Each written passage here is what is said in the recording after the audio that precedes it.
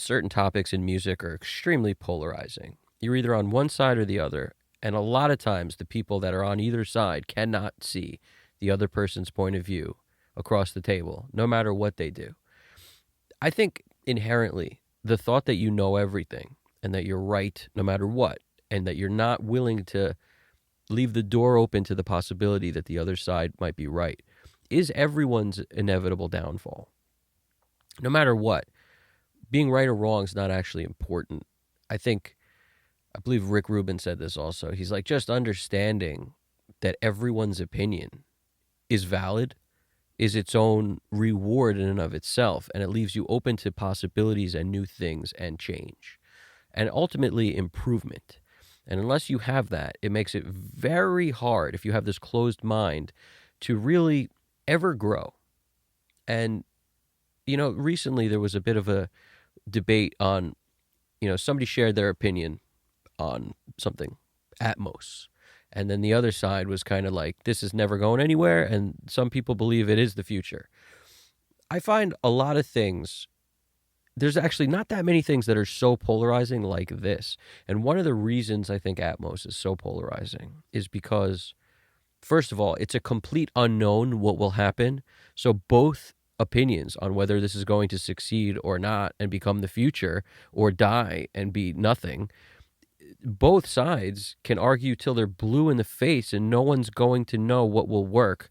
The past does not mean that that will happen in the future. And people who think it's definitely, going to happen and they name a bunch of logical reasons, that doesn't matter either, because it's up to so many other variables that you can't possibly know what's going to happen. All you could do is have your opinion. And whenever there's something where there's no right answer, that's where everybody's opinion, they should be able to share it. I like people sharing their opinions, right? But in my opinion, when it comes to something like Atmos, there's a lot of people who are very biased against the possibility that that could work, for good reason, because it would, in order to get in that game, it requires thinking totally different than you may have been thinking for the last, however long you've been doing this. Like me, for example, I'm not somebody who's a huge proponent of Atmos, but I'm also somebody who's never really done it. So I have no opinion on whether or not it's great or it's terrible. All I know is I've worked very hard to get good at this, which is stereo mixing. To now think about mixing in a completely different sense is definitely a bit alien to me, a bit strange. And I could understand why somebody would not want that to be the case and now have to relearn how to do things in a completely different way with a whole new learning curve after you spend all your years trying to master one thing, trying to get very good at something. And now all of a sudden there's this curveball. I get why people would be upset, but you being upset doesn't, give you the right to be like, hey, this ain't going to happen. But it also, everyone should know that's just your opinion that it ain't going to happen. You've got no control, and neither does anybody from an engineer's perspective. Like, none of us engineers have any control on whether that's going to take or not. In my opinion, it's all about the user and whether they care enough to want to listen to things in Atmos. That's really what it comes down to. It doesn't come down to the record labels wanting it because clearly they want it for a business move to be able to sell things again. You have Dark Side of the Moon. You don't have Dark Side of the Moon in Atmos. You have this. You don't have it in Atmos. They just get to resell everything. They've been doing this forever. You'd have, a bunch of albums, then you'd have the box set and put it all together. Greatest hits, the box set. Come up with a million ways to remarket it and sell more. But that's always been going on. But that is not going to, no matter how much a label puts out in Atmos, that's not going to change the mind of the user and make them want it. No matter what, it's up to the user. The person listening either wants it or doesn't.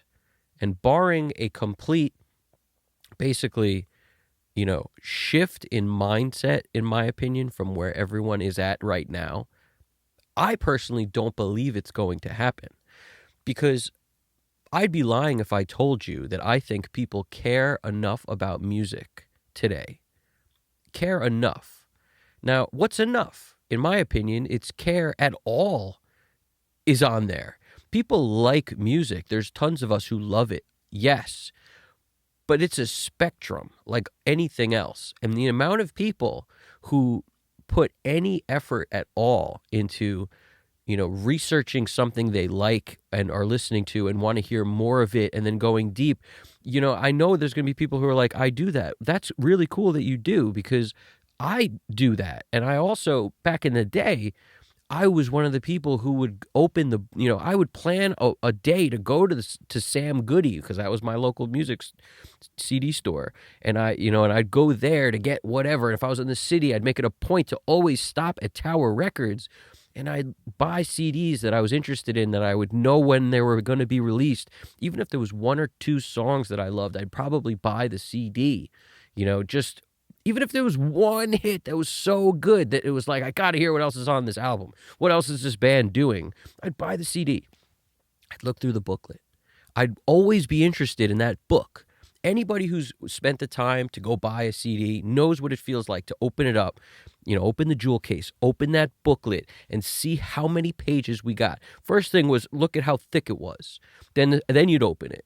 What do we got? We got lyrics. We got behind the scenes photos. We get to see the band in a different light. We get to know who's in the band, what they look like. This was a lot of times the only way we could get closer at all to the stuff we were loving to listen to. So in other words, this was like our thing. I would like go through the booklets, memorize the lyrics, look at the credits, anything that was written on there was like gold. And when you compare that and how much we cared about the music that we were listening to, because of all that investment and time it took to, we had to plan the day. We had to figure out how we were going to drive there or get there. We had to save money to buy it or something. And then if you spent it on that, you couldn't spend it on other things. It was just always a sort of, effort needed to be put in. I would go there with friends. It would be a thing. We would go there and buy whatever we were going to buy. Everyone would leave with different stuff. We'd all get to like hear the different stuff while we were together, because we all bought different things. We would play the CDs one at a time. I even remember one time there was like, we did this when I forget what album came out. I wish I could remember. I think it was Californication, or it was something like that somehow, some way had like a Limp Bizkit, like it was the Californication CD, but it was Limp Bizkit, like Chocolate Starfish on there instead of what we bought. It was very weird. It was one of the only times that happened. It might have even been like the Eminem CD. I can't remember exactly what it was, but it was probably something where the label printed both, and then somehow, some way, there was some, mess up in the print, something crazy like that. But I recall this like it was, it was the craziest experience ever, honestly, in CD buying. But so the point was, we cared so much. And nowadays, I don't think people do. I don't think anyone cares to that level, or I shouldn't say anyone. It's such a small minority that does. It might have taken that kind of an experience to want to make music my life. That connection on what I felt and how I had to find it wasn't good enough to just be able to, you hear it on the radio, you try to record it so you'd get like miss the first 30 seconds. You'd have the song now to listen to later if you caught it, like you'd do what you could do. And then you'd go to the store to buy the CD so you could listen to it more. And, you blame whatever you want, blame Napster, blame Spotify, blame the way the world is now, but it's so different in terms of how much people care about music. And I don't know, because of that, right? When they want to hear a song, I'm not sure they give a toot about whether or not, the guitar feels like it's slightly above and behind the whatever and behind them and to the right and to the like, I'm not sure if they care about anything that Atmos has to offer. I'm really not. The people who are absolutely diehard music fans is such a small minority now, even smaller than it was back in the day. But back in the day, at least we all had to put in some effort to get stuff. And those people who were the diehard fans were still there, buying vinyl, listening to vinyl on the best, hi-fi setup they could. And like, it's everything from that to people, like me, who grew up in a house with, two brothers and a sister, and everybody kind of had some sort of playback system, and they would all sound different. And when they weren't home, I'd be listening on all the different ones to just get something different out of everything I was listening to. Like there's all levels of this on what, how far people want to go. But what I'm saying is, I think music's one of those things that drives us so deeply. To me, it's such an innate human thing since the caveman era, where we need music in our lives. It's not the same as like stamp collecting, but the same way that you can, just a tiny, tiny percentage of people are into like collecting stamps today. I think music has become so much smaller in terms of the amount of people who care a lot. And then there's tons that kind of care. And then there's lots that could take it or leave it. And I don't think it's ever really been as bad as it is now in terms of that. Like, I don't see a wave, is my point. I don't see it getting stronger, weaker, stronger, weaker through time. I see it just going steadily down. And some of that may be because now we're so into being fed things. Nobody knew this was going to work on the higher ups level until it did. But literally now what people realize, the higher ups realize, that we just feed people nonsense, nothing, and they just consume it. They don't even have to seek it out. It comes to them. They don't have to search for it. The amount of time they watch it controls what happens next on their next nonsense thing that gets fed to them, and they're fine with that. They don't put any effort into what they consume. They don't try to control it. They'd rather not control it. And that, to me, is such a difference between going out and wanting to buy what you want to listen to so you have it to listen to later, so it can take up your time with what you choose, and then just being comfortable being fed nothing. Nothing you ever asked for. That's a huge difference in the person, the willingness to accept that. Because if you think about it, back in the day, when you just had something like TV, we weren't willing to just consume whatever was on. At sometimes, maybe like there's moments you'd sit down to eat dinner or lunch after school or whatever. There'd be moments where you would have to watch whatever was on at that time, and you'd be stuck with 2 or 3 choices. That was moments we were consuming what was being fed to us, and we had no choice. But we hated it. We would seek out the things to be able to control what we wanted the rest of the time. And I don't know what it is about today, but I think it's because that kind of being fed stuff is coming at you from all angles, that less and less people seek out what they want. They don't seek to find it, and they don't seek to care enough to spend the time to find it. It's too hard, and it's so easy. They don't have to go plan nothing to go do nothing, but yet it's still too hard.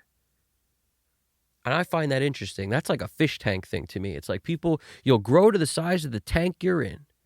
And if you're in a tank where everything gets fed to you and you don't have to move an inch to eat up, gobble, gobble, gobble, then that's what's going to happen. You're just sitting in place, gobble, gobble, gobble. And, I find that's the state of the consumer today on the majority level. Not a lot of us that are especially probably doing this, what I do, interested in this, what I do. So you guys are coming at it from my point of view, but we can't lie to ourselves about what's out there in the majority of people that are more interested in just gobbling up whatever's fed to them than actually seeking out good stuff. And as a result, in my opinion, the concept of caring about where things sound, that's going to rely on the majority, where things are coming from, how good they sound, where they're coming from, how much space exists within the music, and all the benefits that are attributed to something like Atmos. I think it's about whether the majority cares enough, whether that will ever hang on. That's about that. And I don't know if the majority cares enough now, and I see them caring enough. I see them caring less and less through time. As time has gone on, less and less about this. About music. So something like Atmos that's been around for so long for movies, it's been around for a long time, but in music, it's, trying to it's trying to do its thing and come to the front of the line of like, this is important. Certain genres have taken it over, really trying to make it a thing that needs to happen. I'm telling you, it's going to be about the consumer. And what I see is the consumer caring less and less and less. So I'm curious what you guys think about it, because, I mean, I already know that it's one of those polarizing things, and I'm coming from a place of this. If everyone in the consumer end buys onto it and wants to hear music like that, then more and more engineers like me are going to have to start working to deliver music in that way. And it will be inevitable. When more and more engineers have to do that, more and more companies will begin to manufacture things that make it more affordable to do that. And not just a few cheap setups to get that done.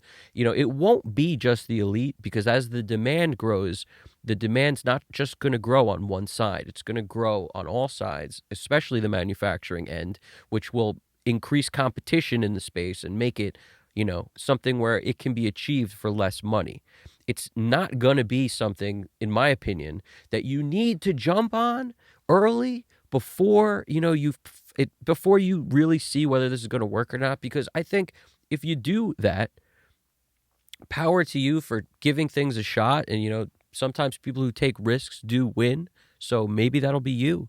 But you do also run the risk of, now you're doing something that nobody is doing in, a few years, nobody's going to want or is doing. That's the risk you run.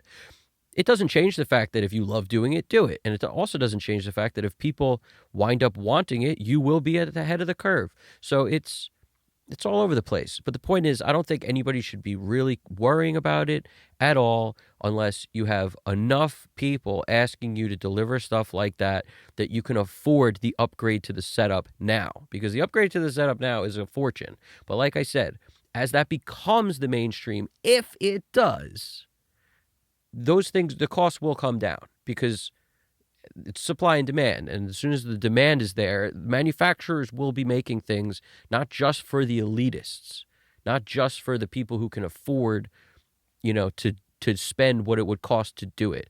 So in the same way that everything we use now in, most of our home studios, in the same way this was all not affordable to anybody back in the day, when major studios were the only people making music, this became that way.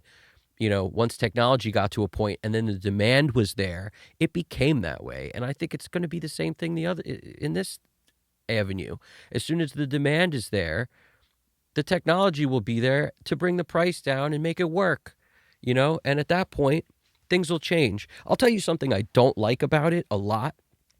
I don't like that there are people who are certified in, Dolby Atmos, and they don't have a room that meets the specifications.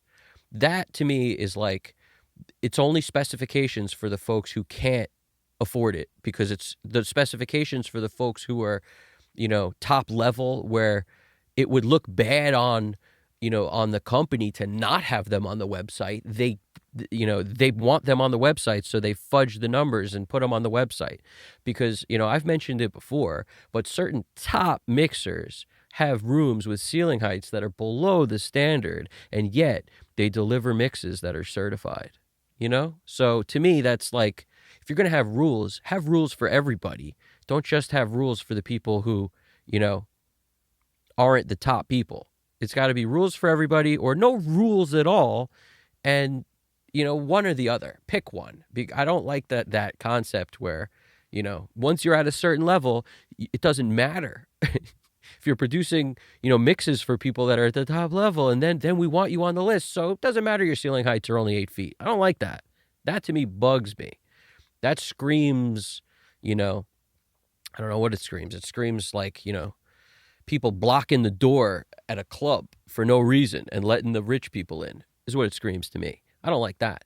But barring that, I do like the idea with a future of people who are so into music that they want more dynamic range, and they want things to sound as great as possible, and they want to have a listening experience that, takes up hours in their day because they got to keep listening to music that's like that. Oh man, if I close my eyes, I would love a world like that. And I think a lot of the people who are for this, they're really saying that. If you're for this, you're saying I believe in a world where people love music so much that they care that they care that the tambourine is coming slightly to the top and to the left, they don't want just left and right. They want it everywhere. Like, I'm with you. I want that too. But I'm also realistic. I don't believe enough people give a toot now at the moment, and I see it only getting worse. And I just wish it wasn't the case. And everyone who's like, no, I give a toot, my friends give a toot, you're a select group and a few.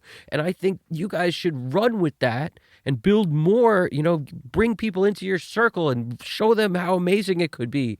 Do your best at making this something where people understand how great it is, even if it's just a select few, and maybe it will spread. Because like I said, music's so ingrained in us, we can't deny what it makes us feel like. I've never felt that about stamp collecting. I'm sure some people do. But there's a reason to me why certain things get phased out through time, but music never should, ever. So it pisses me off when people care so much less about music today. It pisses me off on the whole. Not everyone, but on the whole, if we were to look at an average, I think that's what you would find. So we had less choices years ago. Very true, we did. We had less choices. But, less choices meant everything has more importance. Every choice we make has more importance. It means we care more, we're more invested, so we value it. And now, when you could just fart through hundreds of things in a night and not care and just need background music, nobody really cares. And it's unfortunate where the world is with that, but I do wish for a time where it's different. And when that happens, let's be positive. If that and when that happens, I'd be happy to learn something new. Because, like I said, it's silly to think we all know everything. We don't. So learning new things is always great, even if it's about something we've studied for 20 years or if it's about something we haven't. Something new. Either way. Leave something in the comments. Happy to respond. I can't wait to hear what you guys think about something like this because I know how crazy it is. It's all over the place. And I try not to mention any names about people talking about which side is which because, everyone's entitled to their opinion, man. And I hope you guys have one because just having an opinion about this, means people still care about music too. So I add up all the sides of like it, hate it. And to me, that means there's a lot of people who care. So I hope you guys dig it. Subscribe if you haven't already. Evan Jaffe, Custom Cut Studios. You guys got this. Take it easy.